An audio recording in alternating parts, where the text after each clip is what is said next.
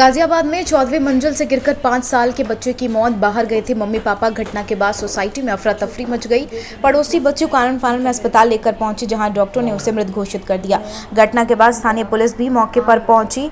उन्होंने हालात का जायजा लेने के बाद मामले की जांच शुरू कर दी है। पूनम पांडे के बाद अब मिलिंद सोमन के खिलाफ हुई एफआईआर। गोवा के बीच पर किया गया था न्यूड फोटोशूट। एक ट्वीट के मुताबिक कोलवा पुलिस स्टेशन में आईपीसी की धारा 294 और आईटी एक्ट की धारा 67 के तहत मिलिंद सोमन के खिलाफ केस रजिस्टर कर लिया गया। बता दें, धारा 294 अश्लील अभिनय और गानों के लिए और आईटी एक्ट की धारा 67 अश्लील सामग्री को इलेक्ट्रॉनिक फॉर्म में पब्लिश और शेयर करने के खिलाफ है। फैक्ट्री में बन रहा था नकली घी। पुलिस छापे में 8 ब्रांड के डिब्बे बरामद। छापे के दौरान नकली घी बनाने की फैक्ट्री में 400 किलो नकली घी, 1800 किलो वनस्पति घी, 40 के तेल केन और बोतल के अलावा 8 अलग अलग ब्रांड के डिब्बे भी बरामद किए गए हैं। इन ब्रांड के डिब्बों में नकली घी भरकर बेचा जा रहा है।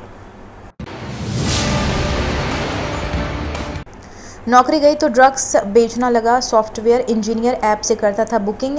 एंटी नारकोटिक्स सेल ने मुंबई में एक सॉफ्टवेयर इंजीनियर को मोबाइल ऐप के जरिए ड्रग का धंधा चलाने का आरोप से गिरफ्तार किया। लॉकडाउन के दौरान नौकरी चले जाने के बाद सॉफ्टवेयर इंजीनियर अमेरिका में अपने संपर्कों से ड्रग्स के आयात किया और फिर उन्हें कुरियर के माध्यम से पूरे भारत में ग्राहकों तक बेचने लगा।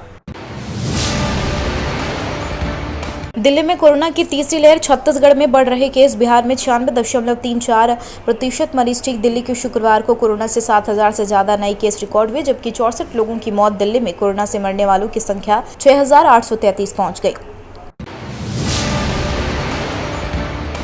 फ्लिपकार्ट के गोदाम में डकैती का खुलासा। 10 आरोपी गिरफ्तार। पुलिस ने इस मामले में 10 लोगों को किया गिरफ्तार। पुलिस ने डकैती का खुलासा करते हुए कहा, 2 आरोपी फरार हैं। फरार आरोपियों की तलाश जारी है। गिरफ्तार आरोपियों के पास से अवैध तमंचे और लूट के रुपए बरामद किए गए। शराबी ताऊ ने 1 साल की भतीजी की पटक कर की हत्या। शव को रजाई में छुपाया। परिजनों ने बच्चे के आसपास के मोहल्ले में गांव में तलाश किया, लेकिन बच्चा नहीं मिला। देर शाम बच्चा आरोपी के चाचा पप्पू के घर में रजाई में लिपटा हुआ मिला। मासूम का शव देखकर परिजनों के होश उड़ गए। उनका रो रो कर बुरा हाल था। घटनास्थल पर स्थानीय लोगों की भारी भीड़ जमा हो गई।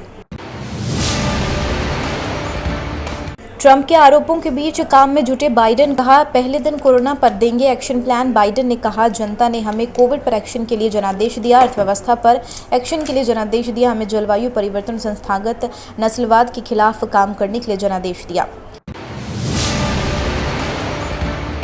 दिवाली में चीनी सामान के बहिष्कार से हो रहा नुकसान। बहिष्कार से भड़का चीन। इस आर्टिकल का शीर्षक है, क्या गाय के गोबर से बने दियों से भारत में ज्यादा अच्छी दिवाली मनेगी।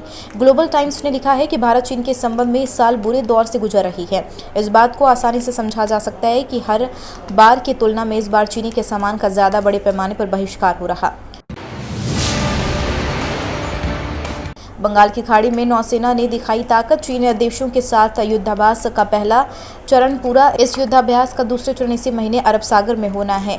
इसे चीन के लिए चेतावनी माना जा रहा है। पहले चरण की एक्सरसाइज में भारतीय नौसेना के बाद युद्धपोत एक सबमरीन ने हिस्सा लिया।